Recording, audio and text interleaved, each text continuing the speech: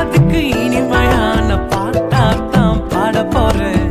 மனசில் பட்டாம்பூச்சியே யாரும் நினையாத எங்களை மனசில் வச்சாரே, அழகா நெஞ்சில தூக்கி வச்சாரே.